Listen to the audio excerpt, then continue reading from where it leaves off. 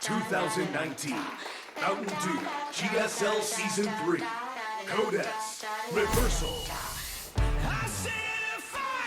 Welcome back. We just had Dark smash Bomber 2-0 very, very quickly. No questions about that match. I think most people were probably expecting that result, maybe not quite that quickly. Yeah, it's like Dark has somewhere to be. He's got a hot date later tonight. Dude, So. The fact that he at 22 drones is like, you know what, let's just make a bunch of roaches and kill him. That Like, oh, okay, like, I mean, Bomber's only a legend. Why don't we do that, Dark? Okay. Only a legend. Yeah. God. So wonderful play there, obviously, from Dark. It's what we've come to expect of over the last, I was going to say year, but make it, heck, 2 or even 3. He's certainly an aggressive Zerg and showed it there. Another aggressive Zerg going to be playing next. RagnaroK, recently joining Shivo. Congratulations to him. Great team. Picked up just this week, I believe. Yes. Joining he's got a couple teammates on Shivo now, I think, in the GSL this season. Yeah. Formerly of Psystorm Gaming, of course. That's right. But, a very good player. I think that RagnaroK is still up and coming. He's been known as a cheesy Zerg in the past, but I feel like he's filled in his macro play very well recently. It's interesting, this match, because we've got one player who's really up and coming and sort of exciting, and then sOs, who is, I think, a little bit more mature player, maybe at a different arc in his career than RagnaroK. Yeah. These players, I think, very evenly matched, even though they may be at different points in their gaming lives. Yeah, sOS's career is one of the weirdest looking things you've ever seen, right? He busts on the scene, wins 2 world championships, gets to multiple GSL finals, but then other seasons out in round of 32. Just disappears. You know, he just like, he goes all the way or he just drops out immediately. It's the weirdest thing to watch, but it's the end of the year. This is where he normally picks up. And we should add, both these players very close to qualifying for BlizzCon, both on that brink with a possibility, if they can go deep in this tournament, of making it out for that huge cash prize at the end of the year. I think both these players would make that a very exciting tournament. Let's get into map number 1 on New Repugnancy.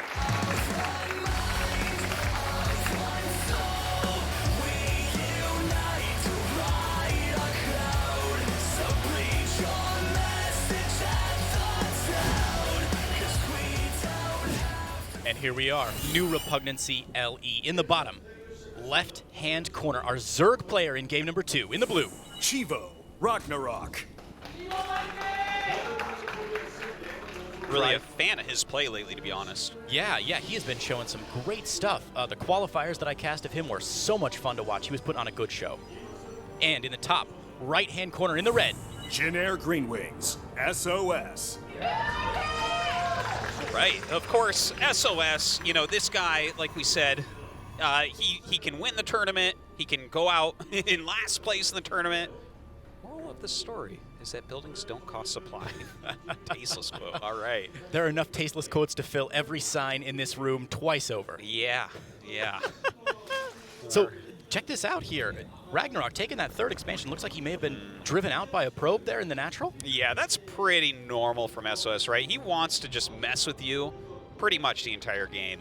That's part of his MO. He's historically been the player that pro gamers least want to play against because of things like this, you know? Completely unpredictable some days. It's so cool to see these two players who both have these really unique styles going up against each other. You know, in the last game, I think a lot of us expected maybe Bomber to play a pretty straight-up game, but this game, both guys able to mix it up just a little bit. Yeah. So I'm kind of sitting here looking forward to seeing what sOs is going to bring us because, you know, with all the Immortal Sentry timings and everything, right? He was actually the first person in Korea to really start busting that out. Was he really? He was, yeah. Myself and No Regret did we really looked deeply into it on In-Depth, and he was the very first Korean player in these pro tournaments to start busting out Immortal pushes again. Be darned. And he kind of kicked that off out here. So he's the one responsible for all the Protoss balance winding on the forums, is what you're telling me. Well, at least in Korea, I would say so. He started that train, but the thing is, he's always a step ahead on the metagame. Okay. So that's why I'm kind of like, okay, what is sOs going to do? And that's a Stargate. That's not a robotics. When you say step ahead of the metagame, this is what you're talking about. Stargate, I feel like I've been seeing less and less this season. Is it going to make a comeback here? What is sOs doing? Well, I feel like it should. Like Dark, you know, this is something that I really thought was going to happen in the finals, that we were going to see a lot more Stargate play, and we actually did. because Zergs are starting to figure out how to be very aggressive against these immortal timings and everything, and they're starting to mess with them. The win rate of it's going far down. And here we see even SOS with that Stargate. So what is he going to bring out? I don't know exactly with this Stargate, but excited to see. Yeah, I think I caught one of the little bits of you and No Regret talking on In-Depth about Stargate and how it can be so frustrating to play against Zerg. You get that first Oracle out, and when that scout happens, or even if you count the gas correctly, the Oracle gets 2 kills, and then it's the end of the day. It's very true. That's exactly how many kills it gets every time. It's going to be Phoenix first, followed by Twilight. Yeah, what is that actually all about? The Twilight follow-up. Now, that is a little bit interesting, right? Because a lot of times you go Stargate into Archon drop, but normally you go Robo because you're going to go for High Templar Archon drop, and the Templar Archives doesn't take as long as the Dark Shrine, so not exactly sure what SOS's plan is here, but who is other than SOS, really? What's the famous quote from the American general where your enemies can't know your plan if you yourself don't know what it is? Is that a general's quote? I believe so, or at least the internet has led me to believe that. I say that all the time on my stream. I'm like, if this idiot doesn't know what he's doing, how do I know? I'm sure right? Twitch chat is going to roast us now. I feel like it was Rommel or one of those guys who said, you know, if you don't know your plan, then your enemy certainly can't as well. That's amazing. Glaives. Okay. This is, I mean, that's a fair opening, right? You can put on some pressure with these glaives. Now, will he do a heavy Sentry Immortal follow-up? That's pretty popular. That's going to get caught out there. That's a shame. Yeah. Got to be careful about that. You really want to kind of hit that critical mass. Of course, he's hiding the Adepts as far back as possible. He doesn't want RagnaroK to see the overall count, because then you know exactly what's going on. Of course, you count those 7-8 Adepts and you go, ha, this is what's going on. But yeah, doing a really good job here, SOS, able to keep those hidden back. Let's see, Phoenix going to scout in here. Not much to see, though, on the Zerg side of the map. No, he doesn't have a lot going on. There is a Roach Warren on the way, but a little bit late to block these Adepts. Let's see what type of damage can get done. Yeah, Zerglings against a lot of Adepts here. Glaive just a couple seconds away from finishing up. This could be a pretty promising timing here from SOS. Yeah, if he can start killing off a decent amount of drones here and follow this up with a nice Sentry Immortal timing push, that's the dream as Protoss in this situation. Absolutely. When you're on 2 base, you've got to get the damage done now and then just follow it up with something like that. But a lot of Lings have now popped out for RagnaroK. Ooh, kind of a nice split there from RagnaroK. He's going to come in and surround these Adepts. Let's see how many he can get. There's going to be another Shade here in just a moment. The Queen's coming in as well. A lot of damage going down on these Adepts who are kind of pinned up against a corner here. Looks like 3, 4, only 4 of them going to get away in that Shade, I think. 5. But just man, barely 3 so. health on that thing. Yeah. Wow. Okay, so that was a beautiful defense. For Ling only, that was a beautiful defense. Exactly what RagnaroK needed to do here. Coax those Adepts down, think they can trick SOS into thinking he can get some damage done on that 3rd, and then bringing that lower flank from the south. But we see 5 gates going up behind this, a lot of sentries coming in, and it's almost like you know this game and you've played it once or twice, Artosis. Yeah. This is a deadly push, right? And it should be going in towards the 3rd. The creep spread is not up there yet. He can attack from the high ground. RagnaroK's creep spread through the middle is amazing, so maybe he can get some sort of flank going onto this, but this is rather all in from SOS. You don't have a lot you can do after this push, so he needs the damage. And RagnaroK has not seen this yet. He has no creep spread up on the high ground, so here we go. SOS going to drop a couple force fields, picking off some of those Ravagers here. 1 Ravager, and then, maybe 2 are going to go down there. That Ravager with a little bad pathing there, and a nice little cleanup there from SOS. This is a good start. Yeah, SOS's push so far doing very well. That is a rough first engagement from RagnaroK. He had the right idea, get out there and engage it before it gets too close, but SOS snapping the neck of those Ravagers with his force fields. More Warpins coming. And you called it the Ling wraparound from the back. They're coming off that creep spread that he had, but it's not just going to do enough. There's no way he has enough units to pin those. Oh my gosh, look at that. A little shade up here into the natural. 5 drones already going down. Yeah, kind of interesting. He chose to let that shade finish right away. Now he comes in once again to the 3rd base. He might lose a lot of those Adepts, but how many drones is he going to get? This is beautiful from SOS, I think. Distracting his opponent. He knows that RagnaroK doesn't have critical mass to really engage him here on one front, so he splits his army up onto 2 different fronts here and is going to be able to pick off a lot. He still has those Adepts cranking away the natural. 25 drones! Oh my god, the damage is just so big. I don't think there's much left here for RagnaroK. His supply has been doubled at this point. And there it is, the GG, and SOS going to take game number 1. Very, very nicely done from SOS. The thing is, I think RagnaroK defended the first Adept attack amazingly. That was really well done. Absolutely, he did. Unfortunately, sOs just had that timing down, had that build really, really solid.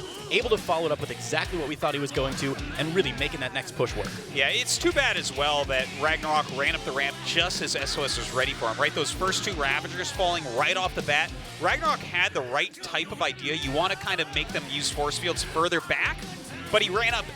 It was like an anti-timing when he went up the ramp. Exactly. He had his units set up for a brilliant split, almost able to capture those units, trap them up against the Zerglings in the back, use those Zerglings as nothing more than Zerg force fields. But he really wasn't able to make it work. You're right. He just didn't quite have the DPS to pick those apart. Bad timing. Going to lead to an sOs victory here. What are you feeling for game number 2? Well, you know what? This is more of a macro map Thunderbird. It's much harder to do one of these pushes and kill your opponent off. You know, you kind of have your 3 bases on a high ground area. So I'm feeling the game's going to go a bit longer and RagnaroK's going to have a better shot. Absolutely. Now, Thunderbird, a relatively new map. Game is ready, though. Let's get into it, and then we'll tell you all about this map. Fight.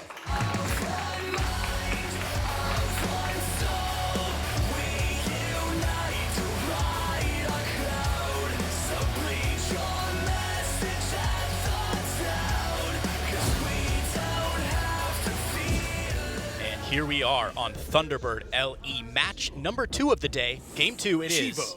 RagnaroK. You know, it's hard to hold on against some of those sharp timing attacks, no doubt about it. No matter how sharp you are yourself as a player. And RagnaroK's opponent in the bottom right-hand corner. Greenwings, sOs. sOs come into play today. He wants that BlizzCon spot. I tell you what, these guys, I was looking up before the tournament today. BlizzCon, these guys are 200 points away from each other for WCS points. That is a razor's edge. These guys going to be fighting it out to the death. I think it's no secret that Dark probably a clear favorite today. So these two guys, I think, are going to be just battling for that second place spot. And this game, this match, is where it's all going to shake out. Yeah, that's actually really important, especially when it's a player that's close to you in the ranking. I think that's a little fake from sOs. Definitely. It's a little bit cheeky. But, you know, when you're that close, if, for instance, like sOs advances and RagnaroK does not from this group, that makes sOs's chances of going to BlizzCon even larger because someone so close to him now is going to be way lower in the points. Absolutely correct. And it's the end of the year now, Artosis. We're into July for the StarCraft season. That's more than halfway over. Oh, absolutely. Like, this is the last GSL Code S season of the year, and then we have Super Tournament, right, which is less points. It's not a guaranteed spot or anything like that. So you already have to be pretty high up for the last Super Tournament to give you that edge. Absolutely. Now, Thunderbird, our second map here. This is a new map as of Season 2 of this year. Is that correct? Yes. It came in the ladder pool, of course, somewhat recently. Right. I feel like players were afraid of this when it first came out. So many players with those mineral patches. I saw it vetoed day after day. I kept coming to the studio, and I kept saying, maybe today I'm going to see Cobalt, Thunderbird, and Turbo Cruise. I know. But this was the second map for the qualifiers, actually. So every single player that made it through the qualifiers had to play this map dozens of times. Are the pros getting more comfortable with it? What makes it a more comfortable map? Well, I think that they've got more comfortable now that you kind of understand when and where you want to remove these mineral patches, what type of situations that you want to open up the map on. Because if you just like erase the mineral patches and look at the map, well, it's pretty comfortable, really, right? You have your 3 bases in a very defensible area. It's kind of a big map overall as well. It's not that hard to get your 4th. It's a little bit open, but it's really not that hard. So overall, I think it's a pretty comfortable map for pro gamers. I agree, and as you said, once you take out those mineral patches, it looks very familiar. At least when I look at the center of this map, I think King's Cove immediately. Yeah, there's those high grounds in the middle, there's that valley that you got to push through in the middle. It creates really interesting offensive and defensive strategies with, you know, are you going to store your army on those high grounds, open them up to a little bit of danger, or are you going to push right through the middle and hope that there's nobody waiting on the high ground for you? Yeah, you know, there are a lot of similarities with King's Cove. I actually think about that a lot because they are the 2 maps where the 3rd base, you kind of can take it and everything's safe. King's Cove has 2 ramps, though, and this only has 1, so it's even safer in a lot of ways. What do you think about this Zealot charge timing? Well, I mean, this is a hyper-aggressive build. Look at the probe count right now. It's not all that high. He hasn't been chrono boosting them all that much. No question. This is super deadly. If you have a late Roach Horn against this, if you don't have a Baneling Nest, you're just trying to defend this with Lings, you're in trouble. What are we talking about? Look at that. DT coming down. Okay, so Yeah, a very interesting build here. I think what's going to happen is he's going to soften him up with those charge lots a little bit, and against that, obviously, Spore is the last thing that you want. So the DTs can really trick you at that point. Absolutely. And now, RagnaroK does have an Overlord waiting now in the south part of the map. He could possibly get in for a scout. If he scouts that DT Shrine in time, is he just going to be 100% safe? Well, he's got to hold the Zealots as well, and don't forget, Archons can't come later. Oh my god. Go north, go north, go north, little buddy. What are you doing? Get out of the probe line. Go north. He's going to see it. There it is. You go. Scouted out completely by RagnaroK. How's he feeling right now? He's definitely feeling a lot better about what's going on. You know, the Prism's coming across. Hopefully he's making units. Yeah, look at that. 6 Roaches on the way. Lair about to finish up. I imagine we'll see some Spore Crawlers probably, if they're not already down. I think I saw one going down earlier.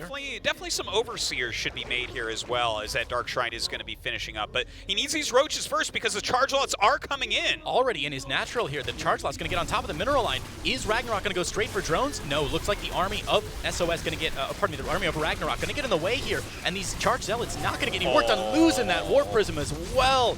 Oh my goodness gracious. That's pretty huge. A lot of things have gone wrong for SOS in rapid succession here. Getting his Dark Shrine scouted and losing the Prism. 1 strike. 2 strikes. Yeah. What's strike number 3 for SOS? How can RagnaroK capitalize? Well, he just did it. He just made 13 drones at once. The second the Prism died, he's like, all drones! Every larva, let's do it! All of them, baby. It's the right call. Look at the worker count already in favor of RagnaroK, and that's about to continue to spiral up. So yeah. 10 drones ahead now at 5.5 minutes. The game, of course, nowhere close to over, though. Yeah. Well, this is a situation where RagnaroK has the advantage, but SOS is a crafty player. He knows how to apply pressure. He's going to come over here right now. In fact, with these DTs, I don't think he's going to get much done, though, to be honest. Roach is already on top to defend the natural there. That Warp Prism is going to get forced out immediately. SOS feeling confident enough to drop a Forge behind this back home. Yeah, I think he realizes that there's no sort of timing attack that he's really capable of hitting. He doesn't really have sentries. He doesn't really have immortals. So if you don't have any of that, you may as well start your upgrades, right? At least you'll have +1 or +2 the next time you attack. He's looking into the future like a witch. He's going to see that vision that this game is going to go to the mid-game, and he's got to have something prepared for it when he finally gets there, whether he's ahead or behind. That's right. Only Witch is really able to prepare for the future. Famously, witches. Famously, yeah. The rest of us are just like animals, man. I don't know what time is. I don't know how old I am. It doesn't bother me. But there's a Spire on the way right now, which, by the way, totally love that. Oh my god, a Stargate coming up. Did he scout that Spire? Oh, I don't know. I don't think he's had any units there to be able to scout the Spire. I don't think so, right? No, surely not. So why would you make a Stargate right now? That is a great question. Maybe he is also a witch looking into the future. Is this witch versus witch? You could be right. I mean, if one of these players were a witch, it would be SOS. How can you possibly justify that statement? Are you kidding me? Do you watch SOS games? You know what? You've sold me. I think you're absolutely correct. See, that's my best argument. And I'm just like, are you kidding me? Just agree with what I say. Look at SOS's play. How is he not some sort? All right. So there it is. The scout definitely going to clarify for SOS what he's up against. We see the Baneling Nest on the way, 4th base on the way for RagnaroK as well, and SOS going with that +1, more immortals, photon cannons. Well, I like what RagnaroK is doing here, right? He's making a few mutas. A lot of times you'll see Blink come in, and if you go for like a mass Ling, Bane, Roach, Ravager type of composition, and they've gone for those Stalkers, I feel like you're very much at an advantage as Zerg. But we don't really see the Stalkers. It looks like a very light anti-muta defense from SOS, which I think it's good for him. It gives him more of an opportunity to come back in this game. It's so smart. Sometimes you will see these Protoss players panic when they see that Spire. Cannons everywhere, Stalkers all over the place, double Stargate, Phoenix, doing something crazy because they're worried about it. But SOS, I think, being very judicious, being very cautious, seeing only 6 mutas and saying, I've made the right call here. Yeah, it really. Like, you don't see him rushing up and trying to get Phoenix range. He's not overproducing anything. You can make 4 or 5 Phoenixes and feel very good about it. Those are still going to be useful in certain ways. But he's not really skimping on the other defenses. He's really aware of the types of attacks that could be coming in. Look, I gotta be honest, RagnaroK's supply massively ahead of SOS, but if you look at SOS's army, it looks very beefy. Yeah. Look at those immortals. He's got a couple Stalkers that can lift up anything that comes after him. Even has +2 on the way. Yeah, the one thing is that RagnaroK is not really dropping the ball. Like, he's trying to force SOS to play poorly. SOS ain't having it, But RagnaroK just moves to the next step. He's like, okay, Baneling speed. Okay, let's go into the infestation pit. I mean, there's a lot of things that he can do from here. Absolutely, and 22 Lings and about as many Banelings is absolutely something he's able to do from this point forward. Okay, so a fleet beacon coming up right now. Okay, go on, sorry. I wonder what that's for exactly. Like, I don't think he's going to stay on Phoenix. Like, I feel like he might go into Tempest or Carrier here. Not sure exactly why he wants to do that right now, but I guess we'll see. As a Protoss player, what do you see in this army that might lead you to Tempest? Well, maybe he thinks that he's just going to rush up into Broodlord, and then obviously you want the Tempest there. But here it is. We see the Banelings already waddling forward here. RagnaroK jostling for position. The Phoenix, of course, going to be on top of this army to scout the whole thing. But RagnaroK, I don't think there's. It's like a Queen song. You ain't going to stop him now. Yeah, look at that. A lot of Banelings coming up the ramp. Nice force fields there. A couple Biles going to come down, and here we go. Banelings rolling forward onto those Immortals, popping the shells. But there are just too many Banelings here. Shield batteries going down. Is RagnaroK getting the damage that he needs to get done here? I think so. He has so much left over after the Banelings chew through everything. Look at that. The Immortal's starting to fall, but some juggling happening here from SOS, starting to pick everything up with this Prism. Able to save 3 of those Immortals. That's really nicely done by SOS. His Abort Prism was out of position early on, but he was able to scrap it back, and with those 3 Immortals shelling in the background, that's going to drive RagnaroK's army out of the way for now, but I don't think for very long. Carriers in production. What a wild game. Like, first off, the fact that SOS lived through that, I'm impressed. Right, let's start with 1A, he lived. 1B, hokey smokes, he lived. Yeah, and then 1C, or are we on 2A now? It's up to you. Okay, let's go with C. He is going into carriers, right? So SOS is preparing for a much longer game. I feel like he's taking some slight risks. He's playing a very turtle position here, and obviously carriers like kind of counter what's out already. But if SOS is going to win this game, we are looking at like a 35-minute game with the map mined out, I feel like. And I'm not sure he's going to last quite that long. Right. We can see RagnaroK posturing up, adding on those Zerglings, going up to Greater Spire. He's even building some stat defenses back home. But yeah, RagnaroK, I think, doesn't want the game to get to that point. Now, he hasn't scouted the fleet beacon. I don't think he knows the carriers in production just yet, but it's only a matter of time before he learns that SOS going for that longer game. Will that force RagnaroK to strike earlier? Well, he's starting to strike like a little bit. He denies the 4th base, which is really important on this map. Isn't that hard? And now he's going to come up and see these carriers. Here we go. It looks like I've seen this attack before. Banelings rolling forward, coming through the force fields there. The Immortals this time be set upon by the Banelings almost immediately. All the shield batteries going down. All that's left for our Protoss player now are 2 carriers and a handful of Phoenix, but the Corruptors are right behind it. A nice run by here, though, by SOS. Getting into that 4th base, going to pick off a couple of drones, but man, there's still a lot of army here for RagnaroK. But look at that. RagnaroK going to retreat once again, not comfortable, pushing forward. Chases him back, and I mean, it's nice that there's some counter harassment going on as well, but I just feel like SOS's support army, he has nothing really, right? Look at what he's got. He's like chasing away Corruptors with 2 carriers. This is something I usually chastise the silver players that I cast. And I say, you can't just build the fun units. You've got to build the boring units underneath them as well to give them some power. But man, RagnaroK does have quite a bit back home. He's adding on those Corruptors. His Greater Spire has finished, so he can tech up to Broodlords if he wants them.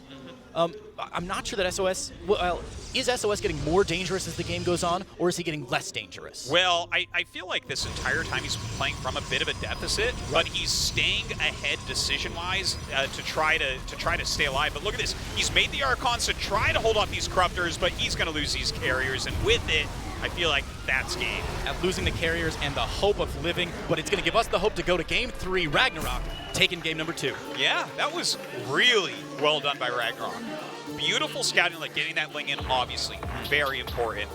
Defending the rush, getting that first Prism. Like, he instantly knew what to do from there, and SOS, like, skirted the line, man. He barely stayed alive. He did everything he needed to try to make it a real game, but RagnaroK didn't let him back in. It is rare to see a player who has half the supply of his opponent stay in the game for 10 more minutes. But if anybody can do it, it's our boy SOS. I guess so, seriously. So very well done there. We're going to go into map 3 coming up, and I actually don't know who to favor. I feel like both these guys are playing phenomenally right now. Have you got a coin in your pocket? We can flip. You can have RagnaroK. Seriously. RagnaroK heads. Okay. You go with heads, and I'll go with tails. I actually don't carry coins, so I don't. I don't either. Flip my credit card, baby. There you go. It's 2019. Map 3 Flip gonna a Mountain Dew bottle. Oh yeah, I gotta get one of those. Map 3 going to be Acropolis, which nobody wanted to play.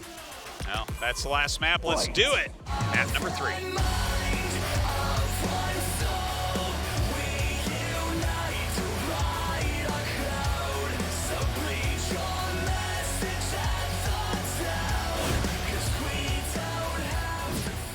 Second match of the day, game number 3 in the bottom right-hand corner. In the blue, Chivo, RagnaroK.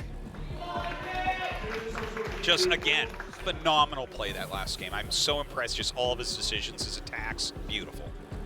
absolutely, and his opponent in the top left-hand corner in the red. Jin Green Wings, SOS.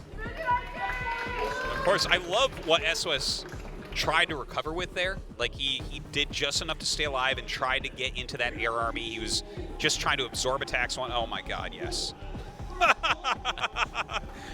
Everything we say doesn't matter. Man, I was about to start talking about how happy I was that I SOS know. didn't GG out, but nothing matters. Here we go. How many cannons are we going to see, Artosis? 3. 3. You're Let's counting go with 3. I like that. I'm going to stick with it. Probe immediately getting scouted and drop. Ooh. Now, let's not forget, he primed him with this. He did last game. That's right. Faked him out. You fake the pylon the one game, and then you do it the next game. SOS is just the trickiest, brainiest player that there is. Where is that Carl Sagan gif of him exploding his brain I with all know. the IQ, only one drone picking away at that pylon? That's not going to be enough. No, more coming down. So he kind of is sniffing this out because the pylon finished. Very smart play from RagnaroK. Seems like he's watched a few SOS games, but hold on, he's going to start throwing out cannons. Oh man, one goes down, second one is blocked there. SOS probably not the exact placement he wanted on those cannons, but that second cannon placement really good there, sealing up that mineral line, giving him some more space to play around, and having 2 probes in his opponent's natural is invaluable right now. So the hatchery finishes. I mean, Lings are on the way. This is very interesting what we're watching here. Another drone has snuck out, but a probe is actually trying to deny the hatchery there. Now I mean, these cannons finished, right? The hatchery dies, right? Absolutely. I think what RagnaroK is going to do is sack this natural hatchery and try to do some one-blaze play, or possibly get a third up, give up the natural, and hope to connect those later, but that's going to put him on such a disadvantageous position. Right? Yeah, it seems like SOS has been successful with this overall. He's slowing down that additional base. I guess RagnaroK will be able to take it because his drone is still alive out there. Yeah, pylon block at the third going to slow him down even more. A lot of times what we'll see is Zerg players who will just give up the natural, go straight for the third, and then connect later, give up those cannons once they've got roaches or spine crawlers on the map or something. But RagnaroK being so delayed here, that's got to set him back. Yeah, oh, absolutely. This is rough for him, I would say, right now. Looks like that cannon going to be attacked from the high ground, so SOS does throw down another pylon to make sure that some of those cannons stay powered. Yeah, but not overcommitting to this, and that's one thing I love here. SOS knows that it's game 3. This is not like where he's got a 1-game advantage and he can just, start throwing cannons in the main, start dropping whatever he wants. He's got to be a little bit careful about how he continues his play here. And we already see Cybercore back home, pumping out, adding some of the probes on here, not going 100% all in behind this cannon rush. He's really not all in, this is kind of a macro build. Like, he's killed the hatchery, and he's screwed up the Zerg like he likes to do, hatchery blocks, fake cannon rushes, real cannon rushes, whatever. But he's just going into normal play from here, and the Robo. It's the SOS-iest game I've ever seen. Right under that Overlord, too. He wants him to see it. He's like, this is going to hurt you more than it's going to hurt me. Don't get no respect.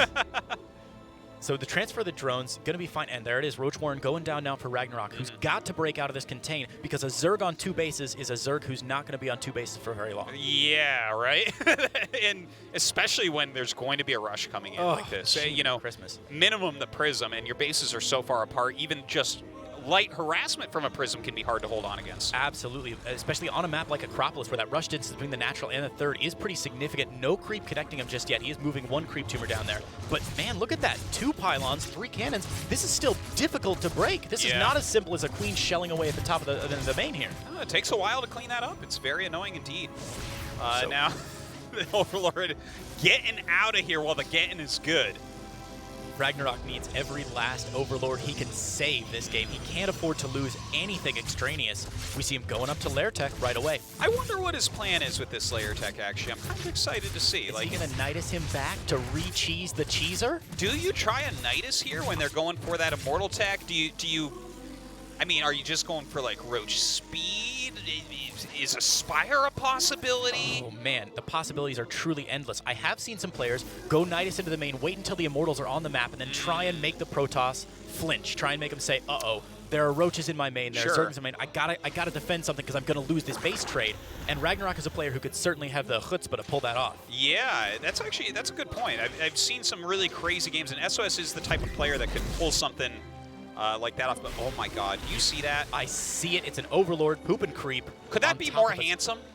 Like where that is, that's near SOS's base. Never gonna see it. 100% never gonna see it. I'm calling it. Yeah, this is so awesome. I just love what I'm seeing here. The fact that he's hidden it there, it's just. I love it. It's like he's playing like SOS against SOS. Beautiful, but SOS is also playing like SOS, and that's the problem. He's got an Immortal up, adding on the Twilight and a couple more gateways. Okay, let's see what he gets done with this harassment. A couple Queens here in the main. There's a Ravager back there as well. Starts to go down on this Queen and has to pull out for now. Yeah, good micro by SOS to save that stuff. What Artosis is the point of bringing along those 2 sentries with the Immortal? What are they supposed to do in a wide open, dropping him in the middle of the main like that? Yeah, it's kind of like, you know, you can force field the Queen, try to trap him. Sometimes if you go behind the mineral patches, you'll be able to trap a couple drones. You know, they're just units that he has he doesn't need at home, so why not? Sure, that makes absolute sense. Zealot Charge going to be the follow-up here from SOS. Well, how many units does he have that hit up? Is it like those 2 sentries in the Prism? Do 2 sentries counter 5 mutas, or...? Let me do some math on the back of an envelope here. Hold on. Wait. No. Oh, okay. What if they have a shield battery, though? Wait. Still no. Okay. So right now it looks like this Mutalisk play is a very good call. There's like 1 Stalker at home. Scouting Phoenix going to get in and see it, though. Well, he hasn't seen the Spire, so he has to see him hatch. That's right. There. So okay, he does. Beautiful. Whoa. Did he see? Was his? Now I don't know if he did see that because he so kind of saw close. everything. Normally you go back to your base. I didn't see him click the Scouting Phoenix again, so I'm not 100% sure if he did or not. This could be really dangerous. He's not making extra cannons or shield batteries, so definitely he did not see it. Twilight Council only about halfway done. But, God! No! Oh, the Immortal goes down. Look at his face. SOS in some trouble right now. That poor human being. That is a crippling loss. Well, I mean, he cannon rushed into an Immortal push, so I don't think you're going to get many people agreeing with you that he's a poor human being. But yeah, let's see if he can hold off these mutas. I meant in that small instance. Okay. You're absolutely right, yeah. You have a lot of empathy. It's a nice thing to see. I'm sure as I cast more, I'll lose that empathy over time, right? You see the players more as just talent. Yeah, as you said earlier, though, a couple Stalkers now warped in to try and shoot upwards against these Mutalisks. The Mutalisks going to clear out 6, make it 7, make it 8 maybe probes? They've done very well so far. And don't forget, he's forcing Stalkers. He killed the Prism and the Immortal, the 2 sentries.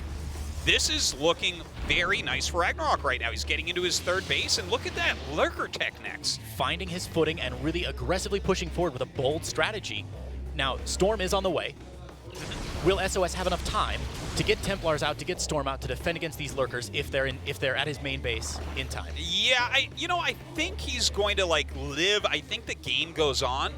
But what I'm looking at here is a situation where RagnaroK can either continue to tech up and expand, or he can attack, whereas SOS doesn't have those 2 options. It's more like, okay, let's get into our Psy Storm, keep building our army. I don't feel like he has any real potential for an attack coming up. Less flexibility is what you're saying from a Protoss player. Yeah. He's got the tendons of a 90-year-old right now. He's like, this is not going to be easy for him to put any pressure on.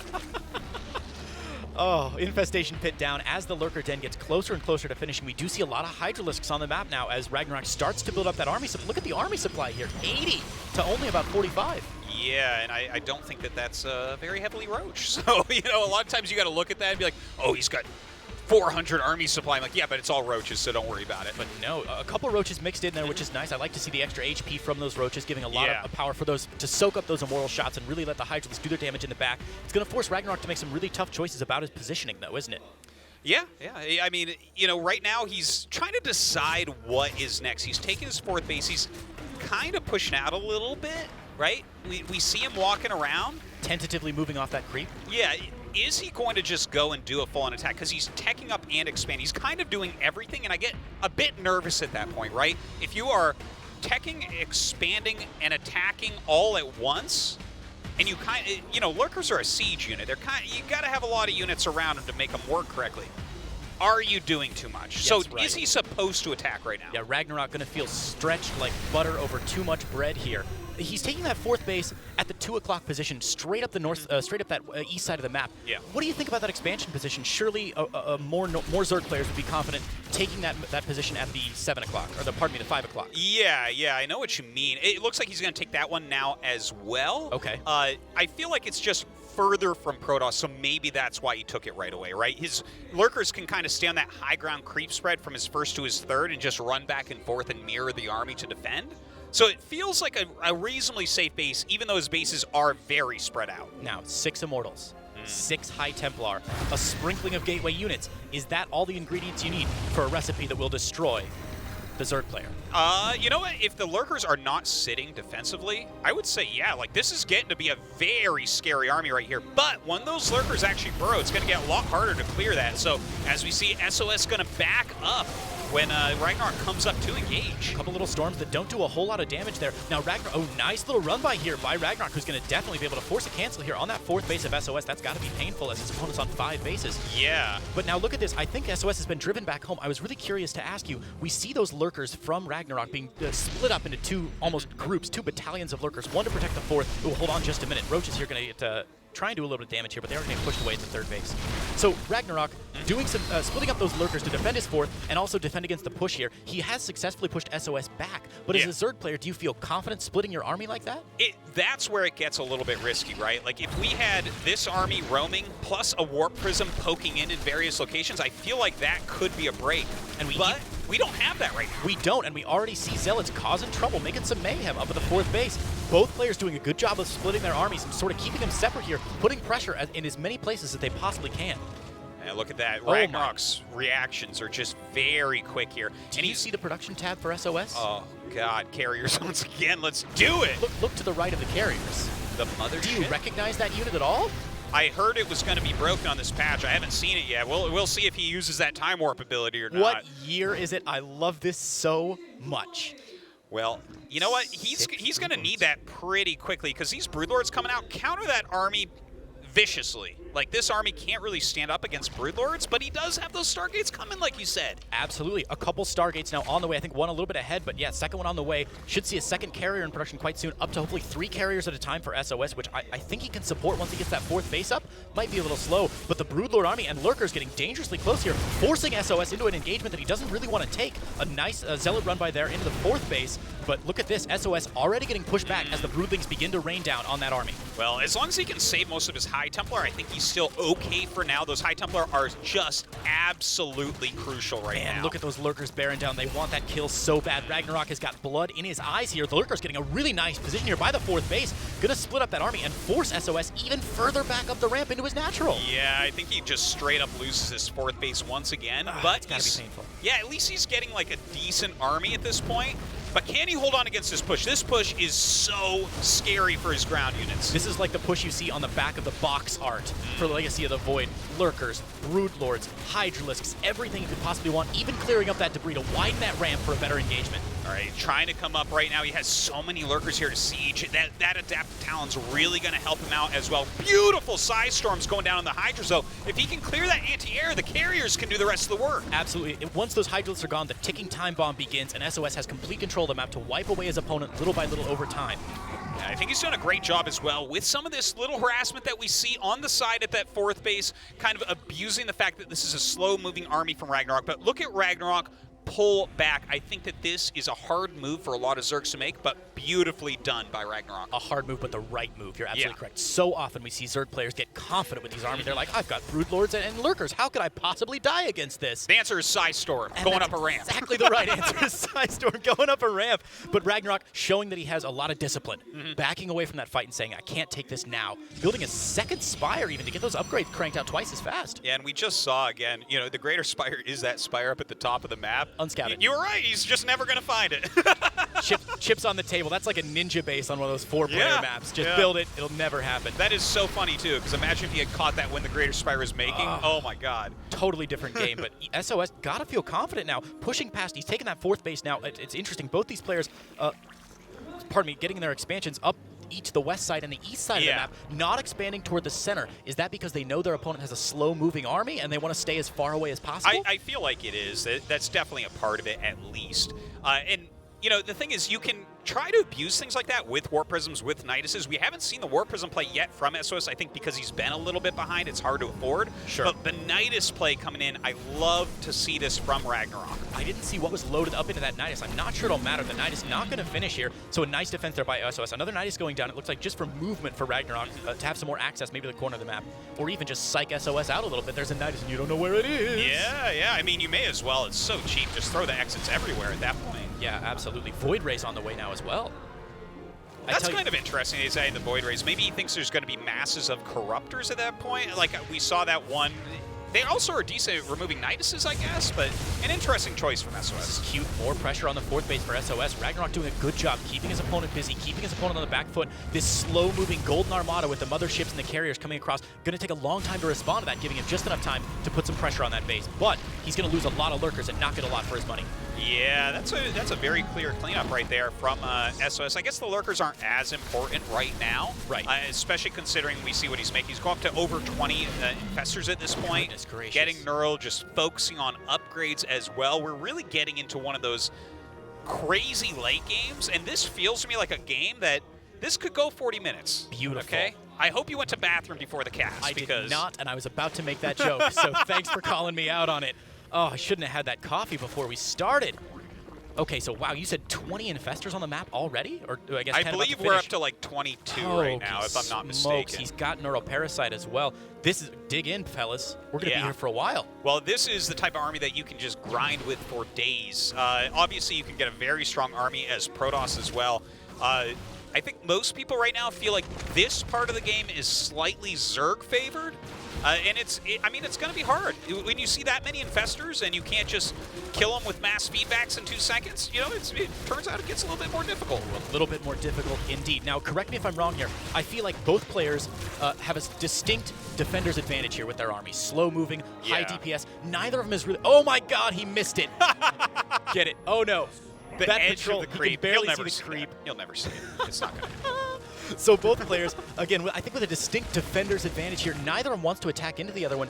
What do you do when you see yourself on the cusp of a 40-minute game as, pick your favorite, Zerg or Protoss player, what do you do to say, okay, I've got 30 minutes to figure out a way to garner an advantage here? What can you really do to put yourself in a positive position to win when these two huge armies eventually crash into each other? Well, I think that what you want to do as the Zerg player is not let him hit your fringes, and we see that with all the creep colonies, all the spore colonies, I mean, the spores, the spines up at the top right. He doesn't want that harassment on the sides because that's where Protoss, I feel like, has to do it. For Zerg, this push is it. Mass spores, mass creep, bring your whole army up behind it. I feel like that is the way you do it. Eventually, you're going to force those engagements, and they feel a little bit Zerg favored then.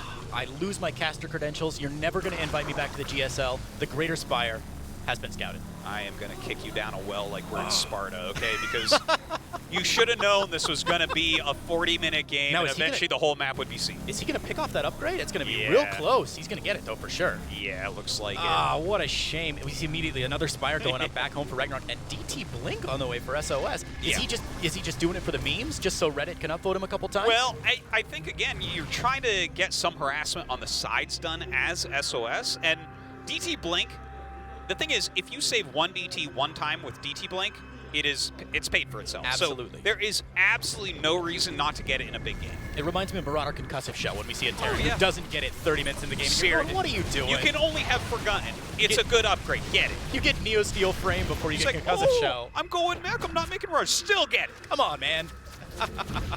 So RagnaroK doing a pretty good job of responding to this and really cleaning this up, and I feel like he's got to stay on his toes. These are some of those skill checks that we talk about a lot. It's not like a micro skill check like raising a supply depot on time, but one of those scouting and awareness skill checks where he's saying, I'm going to keep pressuring you time and again. You've got to always be ready. Yeah, look, I actually love the way that SOS did this, and RagnaroK's taking it very seriously, trying to clean it, but the fact that he left a high tempo there, I've actually never seen that. I've seen these little squads where you put a couple of mortals on the side, you don't need them in your main army, the charge lots obviously, but to have a High Templar there to help against those Hydras. That was actually a beautiful little squad of units from SOS. Not a mistake from SOS then. Nice. I like when you see that kind of play where somebody does something a little bit innovative. Speaking of innovative, an Oracle. Just for the revelations? Oh, yeah. I think that's beautiful. Like, you want to keep track. Where are those infestors? They're generally burrowed. Where are the broods? Maybe you can start hitting things from range if you know that you're in a safe area.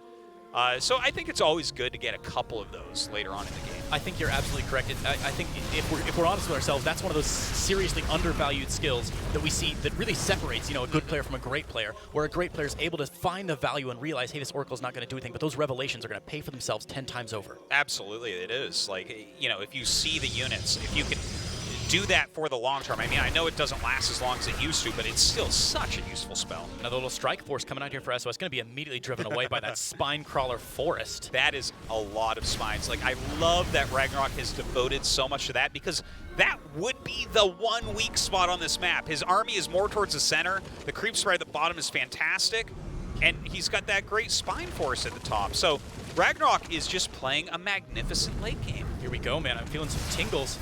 We see those two big blobs of red and blue coming at each other. The first neural parasite has gone down, and that Archon is not long for this world. We got a scorpion maneuver right there. Get over here. Beautiful. I'm not trapped in here with you. You're trapped in here with me, right? Yeah. I love that, though, just picking off the one unit. I mean, we're in that portion of the game where it is very likely the map could get mined out, and every single piece of resource matters. So even sniping one Archon at this point, you might look and be like, dude, he's got 4K gas bank. He won't forever, guys. This game is going in that direction. So it's awesome to see him just snag whatever he can. You'll see him try to snag the Oracle when it comes in for a revelation, anything. Anything to not only destroy the gas bank of your opponent, sort of wear down their force a little bit, but also put them on the back foot. But here we go. SOS going to push down into that fourth base here, attacking into the spine crawlers. Hydralis with this nice storms there on the top. But looks like there's going to be enough Hydralis here to push this away. And with no Prism to micro those things away, I think RagnaroK's going to successfully defend, as he also puts pressure on the fifth base of SOS here. Brood Lords have been revelated, but the cannons not quite going to have the range here to do it. And oh my goodness, a sea of infested Terrans pop out. This fourth base better bend over and start to pray. Yeah, I think that base is pretty much done. So with that many infested Terrans coming out, you're going to have to give that up. He pulls his probes away. A smart choice there. May as well just give up the Nexus for now. A good save. Every probe counts here. Ooh, one Oracle does go down to those infested Terrans. But already SOS expanding again to that 11 o'clock, 12 o'clock base in the top corner. He's seen this coming. Yeah. He's got to keep expanding to these corners as well. It's very, very important to do, because the Broodlord army moves so slowly. Now, another huge reinforcement here, trying to hit this base. He's finally worked his way through all the spine crawlers, and it looks like he might be able to kill a base here as well. Absolutely tit for tat here as we go into the 23rd minute of our game on Acropolis. A nice fungal growth. They're going to pick up a couple of zealots, but I think there's enough DPS here that even if he sacrifices this army, it's definitely going to go down. There it is. It does go down to double neural parasite on those two immortals, who are going to turn traitor and start shelling away at those zealots. Yeah, hitting each other here as well. Now, that was a great move by SOS, and it is a base for a base, but we should mention that what RagnaroK used to kill the base was long-range units and spells, whereas what SOS used to kill the base, it was actual units. So when you look at the actual value on each side, RagnaroK did a little bit better in that trade. How many minerals does it cost to cast Neural Parasite, Artosis? None at all? Oh, that's right. Yeah, the longer this game goes on, the more we're going to see those spellcasting units. And it looks like SOS doesn't have a whole lot of spellcasting units on the map right now. How's his High Templar count? Not great, from what I understand. I'm not sure exactly how many he has, but that's an extremely important unit for him right now. He needs those side storms. He has 8.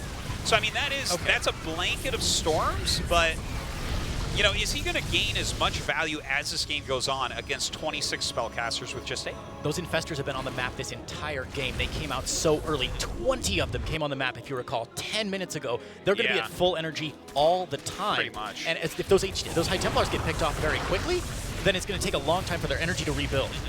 No matter how quickly they get warped in.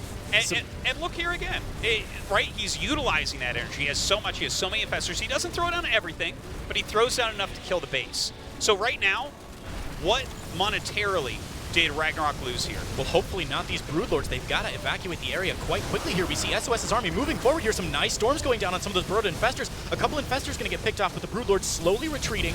And, a nice Fungal going down, but SOS is going to drive this away. And, oh no, those Broodlords still under siege, Artosis. Yeah, he is trying his best to knock out as much of this army as possible. So many Neurals, so many Fungals going down. Oh my God, just tentacles everywhere right now. SOS's army half good and half evil. It's like Dr. Jekyll and Protoss Hyde over here. A lot of Blink Stalkers coming in here, going to get underneath the Corruptors, but the Corruptor count slowly going down. And as those Corruptors disappear, the carriers would be getting more valuable. Unfortunately, they're also disappearing, and RagnaroK pushing forward. The Fungals going down on these Stalkers, brutal as well. It felt like we were seeing a switch up here from SOS, maybe going into gateway units to try to just knock out this army, but it looks like a lot of these very high value units are getting away. That is a textbook definition of great positioning. Luckily, oh, hold on just a minute. Another big fight going down. We'll talk about positioning in a minute, but Fungal's already going down. That gateway army slowed. The Infestors not even bothering to burrow anymore. Of course, they're out of energy. So SOS going to get away with some of these gateway units, but another costly attack that was not expensive at all for RagnaroK to pull off. Look at this. This is his last big war pit.